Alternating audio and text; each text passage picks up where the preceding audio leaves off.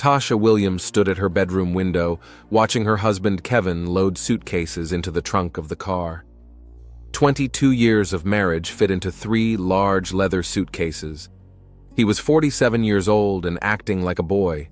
She was 45, and here she was, standing alone, watching her whole life fall apart. Kevin didn't look back at the house, even when he slammed the trunk shut. He just got behind the wheel, started the engine, and drove out of the driveway. Tasha could have sworn she saw relief on his face. "So it's true," said Letitia Banks, standing in the bedroom doorway. Her voice was quiet, but she sounded tense. "He really left you for Monica?" Tasha nodded, unable to speak. Letitia, her neighbor and friend of 15 years, came over and put her arm around her shoulders. "I didn't believe it until the very end," Letitia continued. "Kevin and Monica? I just can't wrap my head around it." Tasha finally turned away from the window. Tears welled up in her eyes, but she didn't let them fall. "Do you know what he said to me? That he feels young with her, that she's breathed new life into him." Tasha's voice trembled. "So he felt dead with me all these years?" Letitia shook her head, her face contorted with anger. "Men his age are all the same. Midlife crisis, gray hair, and a devil in his heart. In a couple of weeks he'll come to his senses and crawl back to you." Tasha moved away from the window and sat down on the edge of the bed. She knew Letitia was wrong. She had seen the look in Kevin's eyes when he looked at Monica. It was the same look he had 23 years ago when he first saw Tasha. And now Monica, young, vibrant, energetic, was getting that look. 36 years old, almost 10 years younger than me, Tasha said quietly. And I was the one who invited her back when she returned to town. I introduced them to each other again. Monica Johnson had returned to Greenwood 3 months ago after her divorce.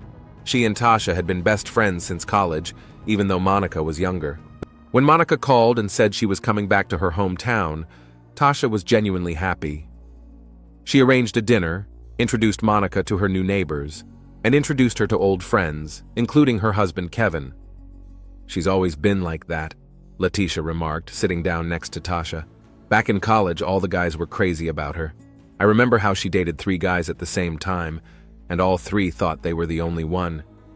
Tasha shook her head. "No, it's not about Monica. In the end, it was Kevin who made the choice. He was the one who decided to leave me after 22 years of marriage." Letitia took Tasha's hand in hers. At 42, Letitia was single, and often said she envied her friend's stable marriage. Now that envy seemed like bitter irony. "What are you going to do now?" she asked. Tasha took a deep breath, straightened her shoulders, and stood up. "I'll go on living. I have my bakery. My son is in his 3rd year of college, and I have friends." She looked Letitia straight in the eye. "I won't let Kevin and Monica destroy everything I've built." But deep down, Tasha wasn't sure she could keep that promise. Her husband's betrayal was painful enough. Her best friend's betrayal seemed unbearable. That same evening, on the other side of town, Monica Johnson watched Kevin unpack his things in her small house on Ivy Street. She hadn't planned on falling in love with her best friend's husband. It had happened spontaneously, unexpectedly, even for her. "Are you sure you're doing the right thing?" she asked, watching Kevin's methodical movements. At 36, Monica still retained a youthful impulsiveness that contrasted sharply with the measured demeanor of 47-year-old Kevin. He stopped, turned to her, and smiled. The wrinkles around his eyes deepened. "For the first time in many years, I'm sure of what I'm doing, Monica." "But Tasha, she doesn't deserve this." Monica wrapped her arms around herself as if trying to protect herself from the cold, even though the room was warm. Kevin walked over to her and hugged her. He smelled of a familiar cologne, a mixture of sandalwood and cedar. It was a scent that Monica used to associate with Tasha's home, with family dinners and friendly get-togethers. Now that scent belonged to her. "I tried, Monica. For 15 years I tried to get back what Tasha and I had in the beginning. But we became strangers living under the same roof." His voice sounded tired. "With you I feel alive. For the first time in a long time." Monica pressed herself against his chest. She knew that in a small town like Greenwood, their story had already become the main topic of gossip. She imagined people whispering behind her back, looking at her with disapproval as they passed by. And she knew that Tasha would have the hardest time. "I have to talk to her," Monica said, pulling away. "Explain. Apologize." Kevin shook his head. "Not now. Give her time. Any conversation will only make things worse." Monica nodded, but a voice inside her told her that there might not be time. Something in the air, some intangible tension, told her that a storm was brewing. Detective Andre Foster sat at a table in Mike's cafe and watched the patrons. At 40, he was an experienced police officer who knew that in small towns like Greenwood, the most valuable sources of information were local gossip. And today, the main topic of discussion was the story of Kevin, Tash, and Monica. "Can you believe he just packed his things and left her?" said an elderly woman at the next table to her friend. "After all those years of marriage." "And that Monica," replied her companion, lowering her voice, but not enough for Andre to hear. "She came back to town and immediately stole her best friend's husband. Shameless." Foster took a sip of his coffee, pretending not to be listening. He knew Kevin Williams from work. He was a successful businessman who owned a construction company that was building half of the new buildings in Greenwood. He also knew Tash. Her bakery was famous throughout the city. But Monica Johnson was a new face to him. "Hey, Andre!" Greenwood Police Chief Warren Mills approached his table. "Mind if I join you?" Foster gestured for the chief to sit down. "The whole town is talking about that love triangle," Mills remarked, nodding toward the neighboring table where two women continued to discuss the scandalous story. "I even feel sorry for Tash. She's a lovely woman, always bringing cakes to charity events." Andre nodded. "People change, boss, sometimes unexpectedly." "Or they show their true colors," Mills grunted. "I always thought Kevin was a decent man. And now," he shook his head, "leaving his wife for a woman 9 years younger. Classic story. What do you know about Monica Johnson?" Andre asked, not hiding his professional interest. Mills shrugged. "She grew up here, then moved to the big city. I think she was married, got divorced, and came back. Tasha and Monica were friends in college." He took a sip of coffee and added, "She works as a designer or something like that." Andre nodded thoughtfully. He had always been interested in people and their stories, even when it wasn't related to his investigations. And the story of this love triangle didn't seem as simple as it appeared at first glance. "I heard Letitia Banks is supporting Tasha now," Mills remarked. "They're old friends." Andre knew Letitia, a strict, reserved woman who ran charity projects at the local church and worked as an accountant at City Hall. She always seemed too proper, too perfect, as if she were hiding something behind her flawless facade. "Tasha is a strong woman," Andre said. "She'll be fine." Mills looked at him with a slight smile. "You know, in situations like this, everyone usually suffers, and I wouldn't be surprised if we have to intervene at some point." Andre raised an eyebrow. "Are you expecting problems?" "There are always problems in love triangles, Detective," Mills replied, "especially when they involve betrayal, jealousy, and wounded pride." 2 days after Kevin left, Tasha opened her bakery as usual at 7 in the morning. She had no intention of hiding from people or giving the town more reasons to gossip. Yes, her husband had left her for her best friend, but life went on, and the bills weren't going to pay themselves. As expected, Letitia was the first customer. She entered, quietly ringing the doorbell, and headed straight for the counter. "How are you?" she asked, studying her friend's face intently. Tasha shrugged, continuing to arrange the fresh pastries. "Fine. I spoke to my son yesterday and told him about the situation. He promised to come over on the weekend." Letitia nodded, but her expression remained troubled. "Did you see them at the supermarket yesterday?" They were walking together as if nothing had happened. Tasha stopped, closed her eyes for a moment, then continued her work. "No, I didn't, and I don't want to see them." Letitia sat down on a high stool at the counter. "I just don't understand how Monica could do that to you, after everything you've done for her." Her voice was tinged with barely contained anger. "And Kevin, what does he see in her? Yes, she's younger, but—" "Enough, Letitia," Tasha interrupted sharply. "I don't want to discuss this. Not now. Not ever." Letitia fell silent, but her eyes continued to flash. They had been friends with Tasha for many years, and seeing her friend betrayed was unbearable. The doorbell rang again, and Detective Foster entered the bakery. He smiled at both women and approached the counter. "Good morning, ladies. I'll have a coffee and one of your famous blueberry muffins, Tasha." Tasha nodded and turned to prepare the order. Detective Foster was a regular customer, and she usually enjoyed exchanging a few words with him. But today she didn't feel like talking. "I hear you've had a difficult week," Andre remarked gently as she placed a cup of coffee and a plate with a muffin in front of him. Tasha met his gaze, and something in his calm brown eyes made her relax. "The whole town knows, doesn't it?" She smiled bitterly. Andre shrugged. "Small town, big news, but people will talk and then forget. It always happens that way." "If only," Letitia interjected. "Some things are never forgotten or forgiven." Andre looked at her, and for a moment he thought he saw something strange, almost frightening, flash in her eyes. But the moment passed, and he was once again looking at his concerned friend. "Everything passes," he remarked, taking a sip of his coffee. "Even the most intense pain." "You speak like someone who has been through a lot," Tasha observed. Andre smiled, but the smile did not reach his eyes. "Everyone has their own story of loss and betrayal, Mrs. Williams." He paid, nodded to both women, and headed for the exit. At the door, he turned around. "In my line of work, I often see people make irreparable mistakes in moments of intense emotion. Don't let pain control your actions." After he left, Letitia snorted. "What did he mean by that?" Tasha looked thoughtfully at the door behind which the detective had disappeared. "I don't know. But he's right about one thing. I can't let pain control me." Letitia looked at her friend with concern and something else that was hard to identify. "What are you going to do?" "Live on," Tasha replied simply. "What else is there?" Later that day, Monica Johnson sat on the back porch of her house smoking, a habit she had been trying to quit for several years. She could hear Kevin talking on the phone in the living room, probably dealing with some work issues. He was a prominent businessman, a respected man in the town, and now his entire reputation was in jeopardy because of her.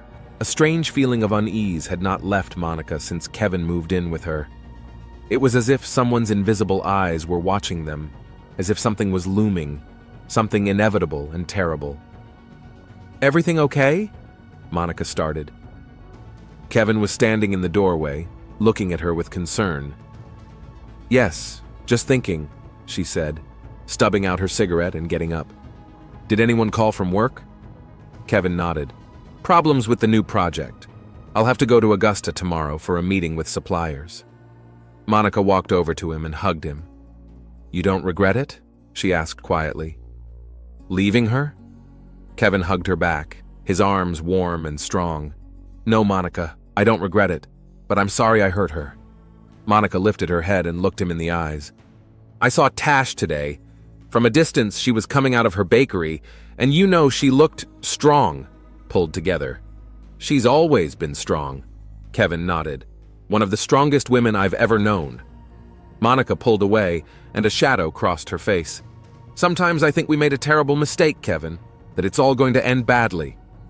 Kevin took her by the shoulders, looking into her eyes. "Don't say that. We deserve to be happy, Monica. Both of us." She nodded, but her anxiety remained.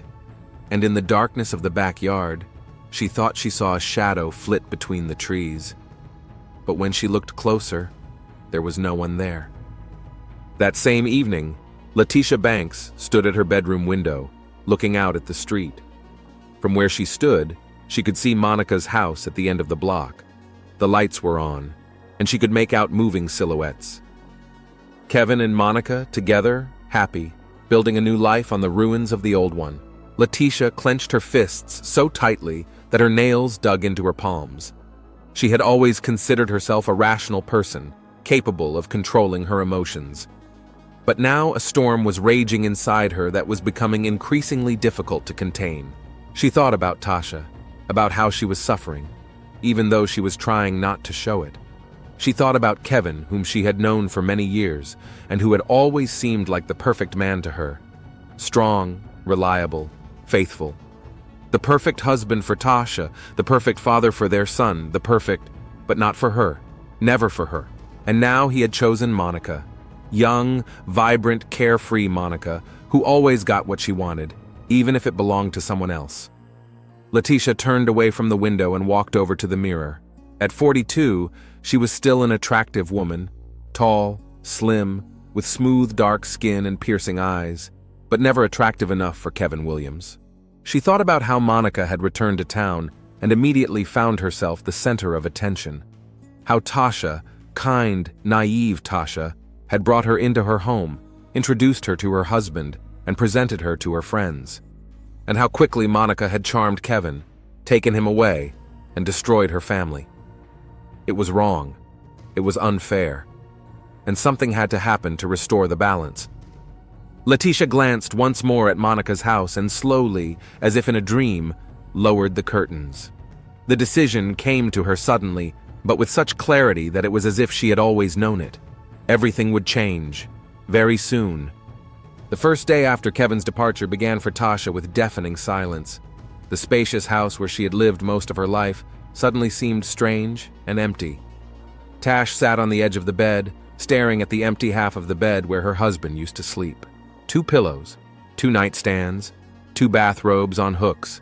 Everything still bore witness to the life of 2 people, even though one was gone.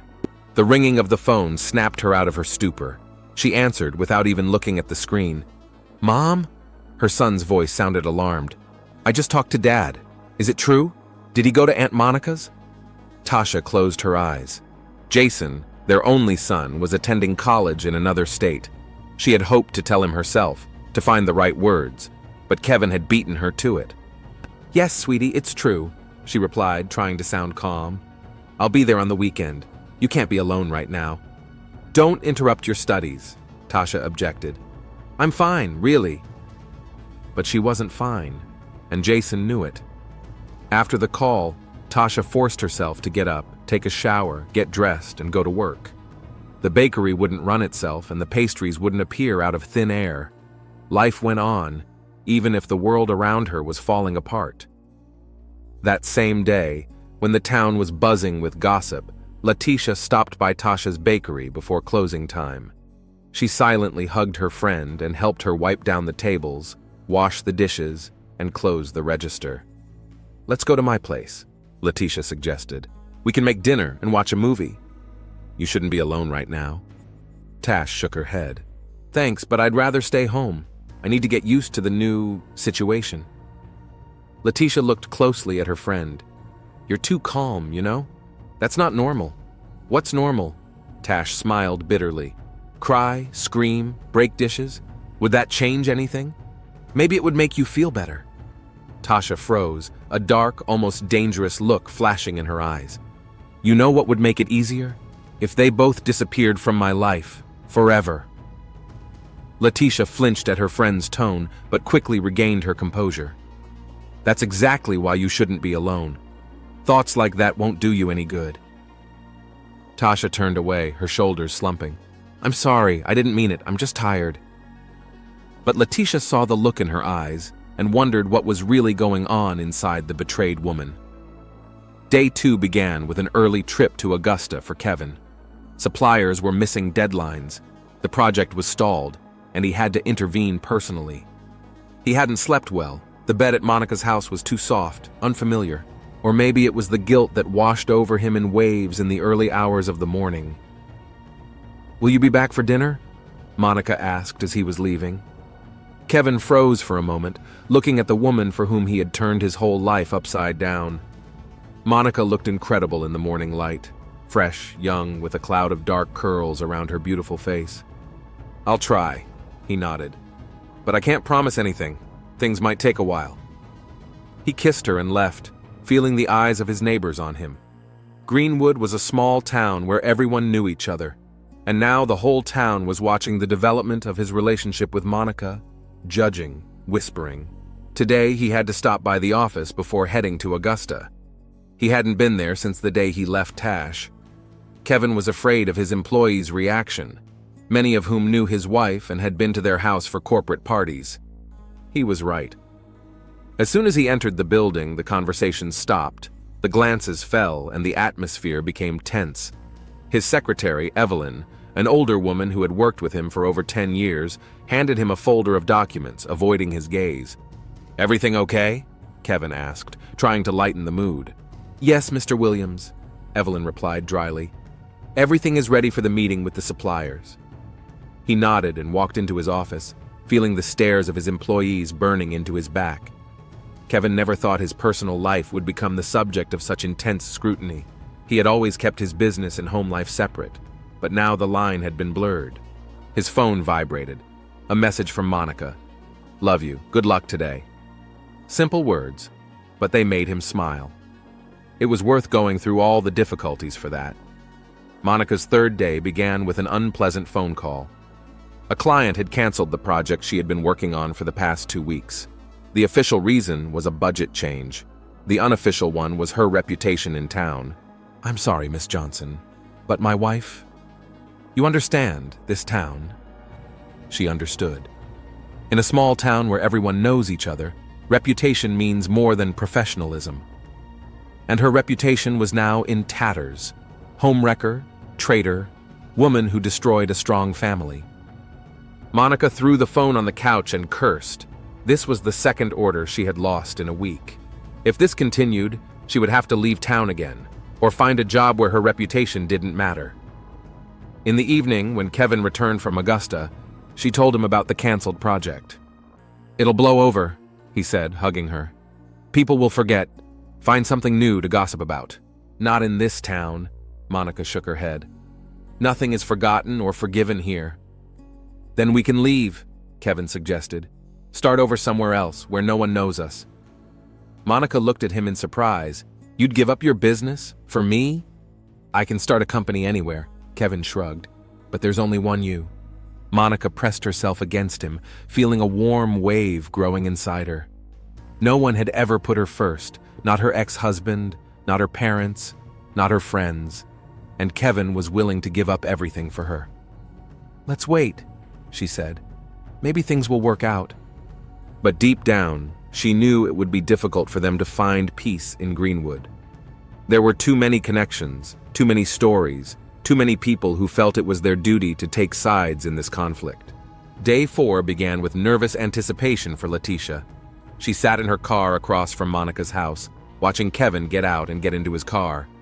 As soon as he drove away, Letitia took out her phone and dialed the number. "He just left," she said. "Today is the perfect day to talk."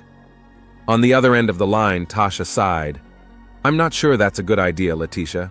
You need to talk to her, find out the truth, understand what's going on." Letitia spoke quickly, convincingly. "You deserve an explanation, Tasha." After a pause, Tasha agreed, and they arranged to meet at Monica's house in an hour. Letitia smiled, started her car, and drove away. She hadn't lied to Tasha. She really did need answers. But Letitia had her own reasons for wanting this meeting. She wanted to see Monica squirm under the intense gaze of the woman she had betrayed. She wanted to watch the confrontation, the pain, the conflict. What Letitia didn't expect was that Tasha wouldn't show up for the meeting. Instead, she called and said she had changed her mind. "I'm not ready to see her," Tasha explained. "And to be honest, I'm not sure I'll ever be ready." Letitia was disappointed, but she didn't let it show. "I understand, dear. It's your decision and I respect it."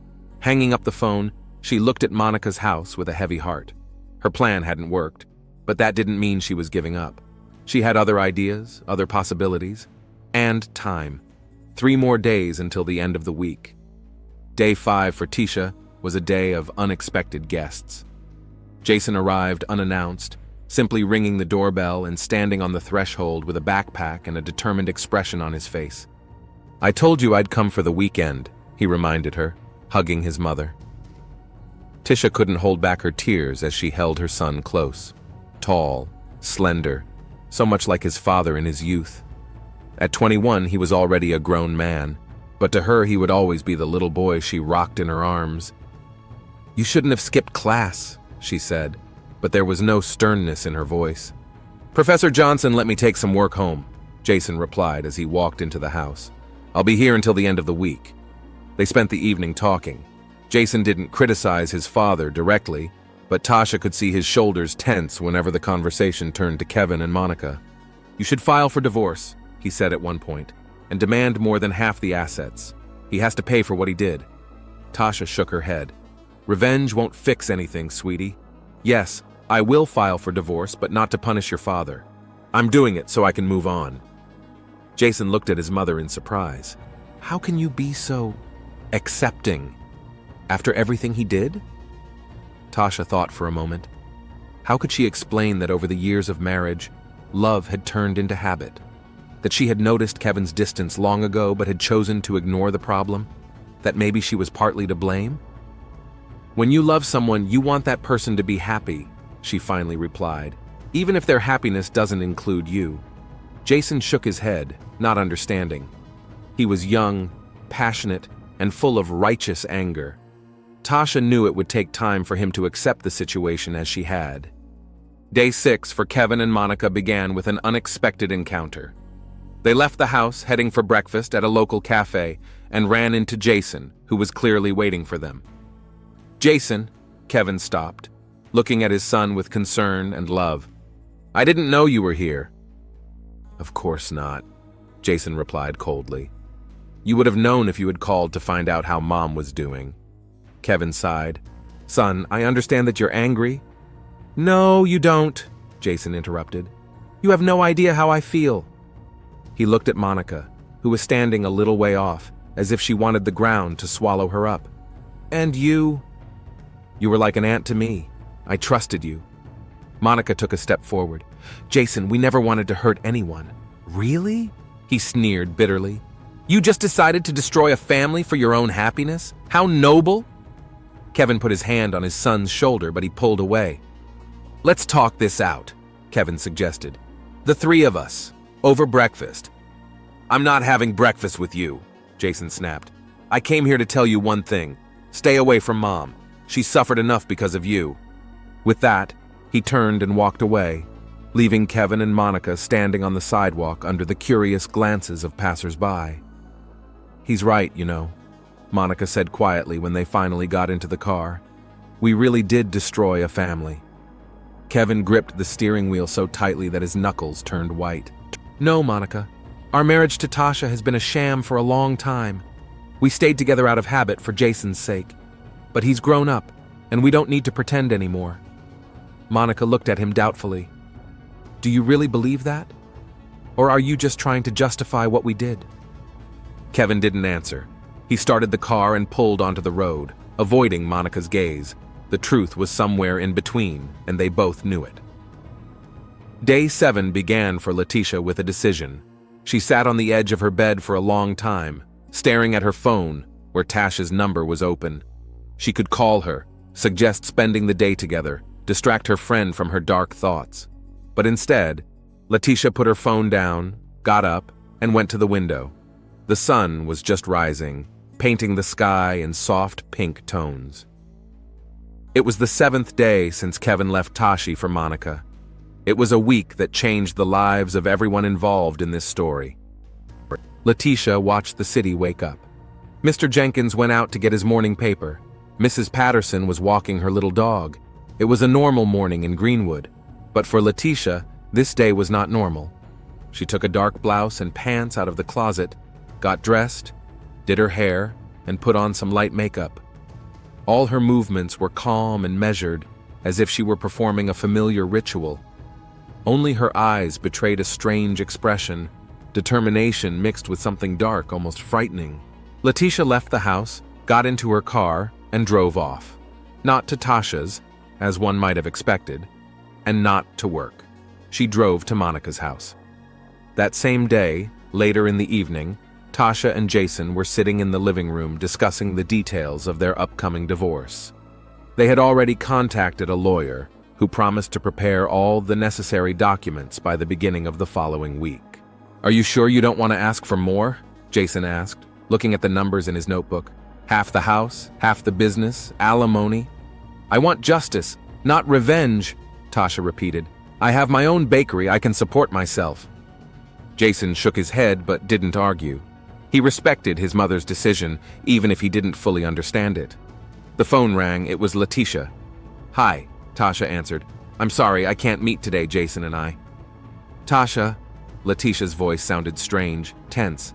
I need to talk to you. It's important. Tasha frowned. Did something happen? I can't talk on the phone. Come over to my place. Alone. After a pause, Letitia added, It's about Kevin and Monica. Tasha felt a chill run down her spine. Okay, she replied after a pause. I'll be there in 20 minutes. Hanging up, she turned to Jason, who looked concerned. I need to go to Letitia's, she said. It won't take long. Do you want me to come with you? Jason offered. Tasha shook her head. No, it's okay. Stay home and order pizza for dinner. I'll be back soon. She kissed her son on the cheek and left, feeling strangely uneasy. Something in Letitia's voice made her nervous. Meanwhile, Kevin was returning home after a long day at work. The last week had been emotionally draining. Moving in with Monica, the condemnation of his colleagues, his son's coldness. But despite all the difficulties, he did not regret his decision. With Monica, he felt alive, real, happy for the first time in many years. Dawn in Greenwood was foggy and cold. Mrs. Patterson was walking her terrier, as she did every morning at 6 o'clock. The dog pulled on the leash toward Monica Johnson's house, ignoring its owner's commands.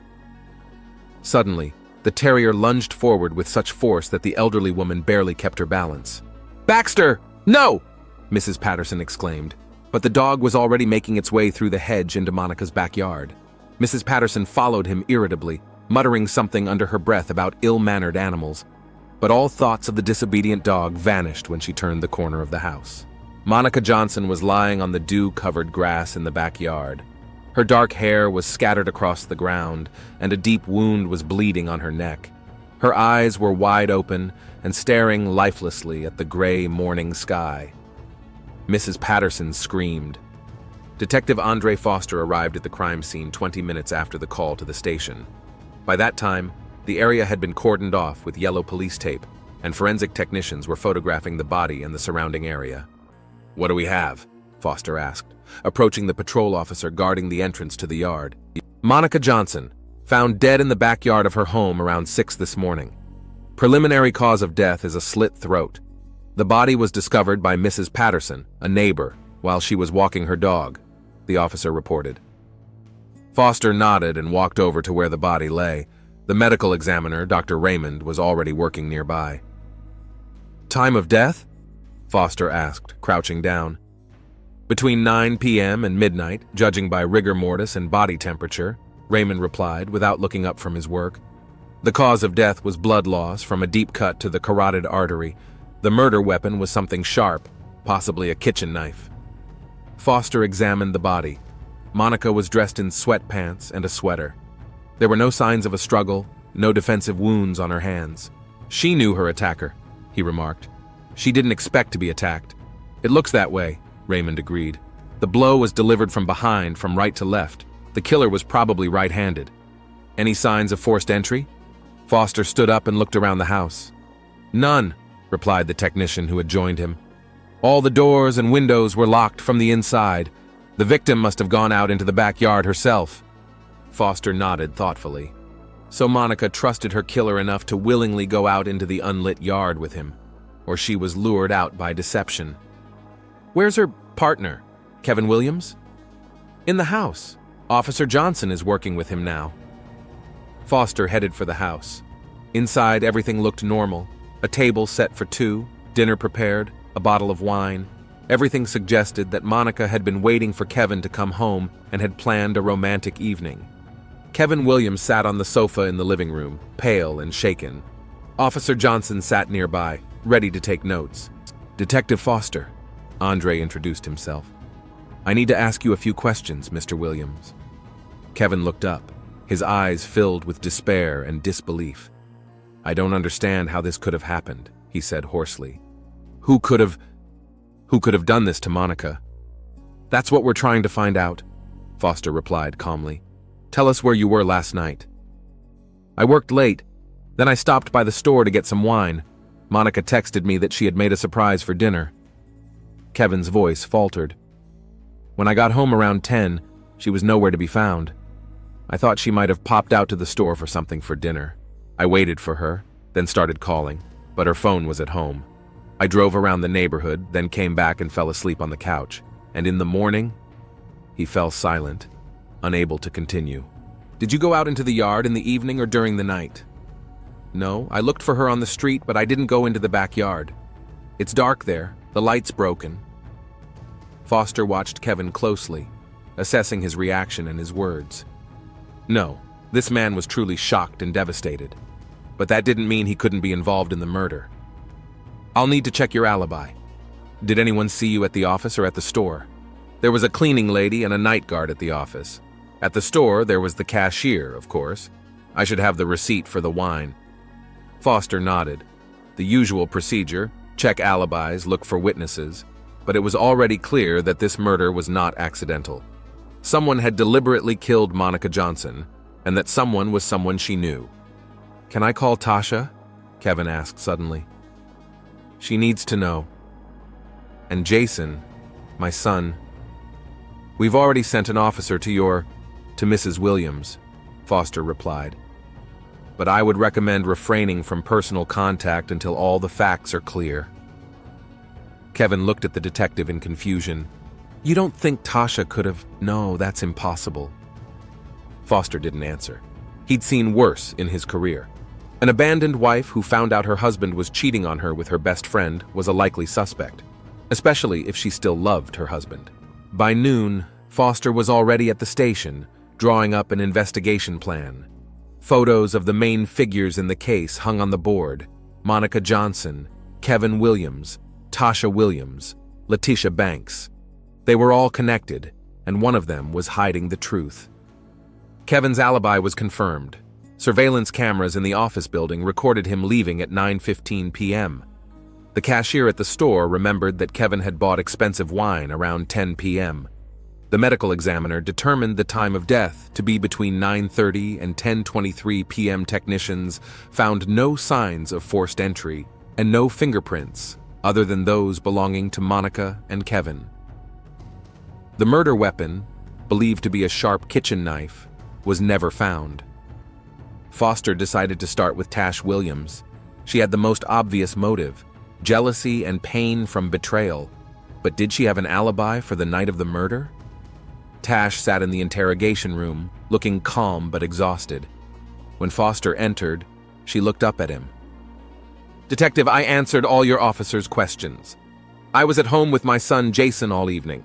We were discussing the details of our upcoming divorce. Yes, we've already confirmed your alibi with your son. Foster nodded. But there's one thing that interests me. Letitia Banks called you last night. What was that call about? Tasha frowned. Yes, Letitia called around 8 o'clock. She said she needed to talk to me urgently about something important concerning Kevin and Monica. She asked me to come over, but I didn't go. Why not? Jason and I were discussing important matters, and to be honest, I was tired of the drama. I didn't want to hear any more gossip or speculation. Foster looked at Tasha intently. Something in her tone made him wary. Did you call her back later? Yes, around 9 o'clock. But she didn't answer. I thought she was upset. Letitia is very emotional. When was the last time you saw Letitia?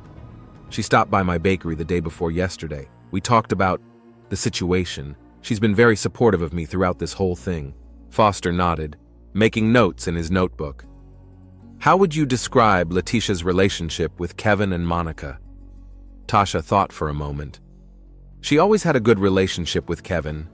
She was often at our house. The four of us would go out to dinner or to the movies. We were like two couples, even though Letitia is single. With Monica? She paused. They knew each other from college, but I wouldn't say they were close. When Monica came back to town, Letitia was very happy and helped her get settled. But after Kevin left me, for Monica, Letitia's attitude toward her changed dramatically. She started calling her a traitor. A traitor? Foster asked. Why is that? Wasn't Kevin the one who betrayed you first? Tasha smiled bitterly. In Letitia's eyes, women should always support each other. Men can make mistakes, they can be forgiven. But a woman who steals her friend's husband, that's unforgivable. Foster made another note. Letitia Banks had called Tasha that evening, possibly trying to establish an alibi. But where was she really? And what was her relationship with Kevin really like? After talking to Tasha, Detective Foster drove to Letitia Banks's house. She opened the door looking impeccable as always. A simple dress, perfect hair, subtle makeup. "Detective Foster," she nodded. "I assume you're here about the terrible tragedy involving Monica. Come in." Letitia's house was as immaculate as she was. Austere furniture, perfect order, not a single thing out of place. "Miss Banks, where were you last night between 8 and 11? "At home, of course. I was working on financial reports for the city council, then watching TV. "Can anyone confirm your alibi?" Letitia narrowed her eyes. "I live alone, Detective, so no one can confirm that I was home." "You called Tasha Williams around 8 o'clock last night." "Yes, I wanted her to come over. I needed to talk to her." "About what?" Letitia looked away. "Personal stuff, how to deal with a situation. I was worried about her." "And it was so urgent that you insisted on meeting her right away?" "Yes," Letitia replied firmly. "Tasha is my best friend. She needed support." Foster watched her face closely, noting the slight twitch of her left eyelid, a sign of nervousness she was trying to hide. "What do you know about Monica Johnson?" Letitia pursed her lips. "We went to college together. She was always colorful. She knew how to get men's attention. When she came back to town, I was happy for her, just like Tasha. But then she..." Her voice faltered. "She destroyed Tasha's family. She stole her husband. That's unforgivable." "Were you angry with her for that?" "Of course I was angry," Letitia exclaimed, "like any normal person would be. But that doesn't mean I wanted her dead." "What about your relationship with Kevin Williams?" For a moment, something like panic flashed in Letitia's eyes, but she quickly regained her composure. "We were friends. Good friends." "Just friends?" "What do you mean, Detective? Did you ever have romantic feelings for Mr. Williams?" Letitia paled.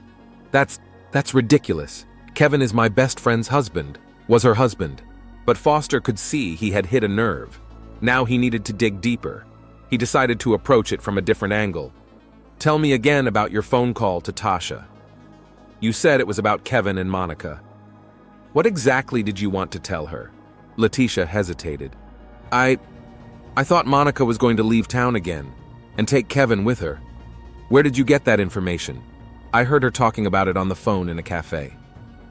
"And it was important enough that you insisted on meeting with Tasha immediately?" "Yes. Tasha needed to know that Monica wasn't just destroying her family, she was going to take Kevin out of town, possibly for good. That would mean Jason would lose not only his family, but also the chance to see his father." Foster made a note.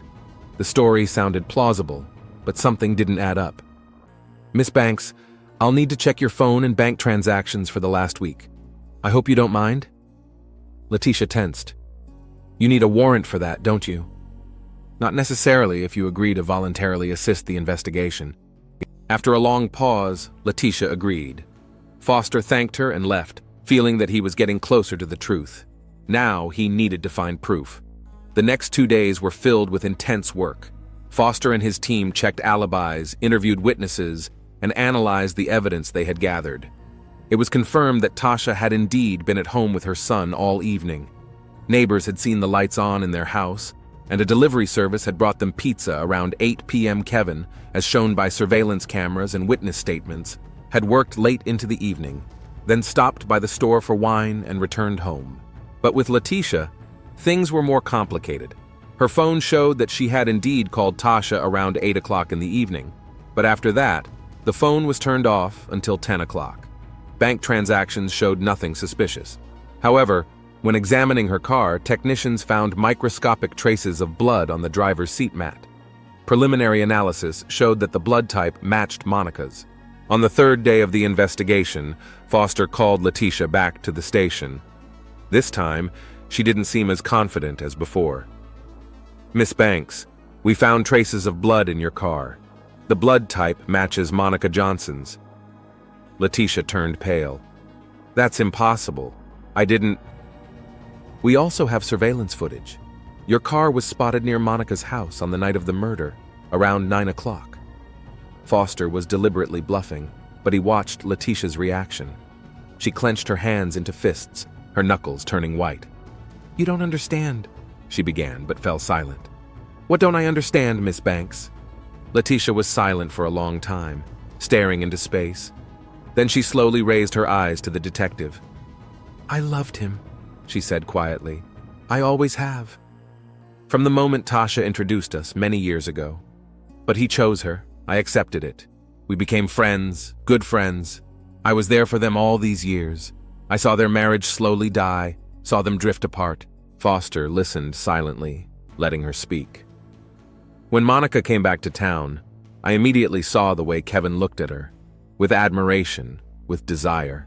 The way he never looked at me, and I knew it was only a matter of time." Letitia sighed deeply.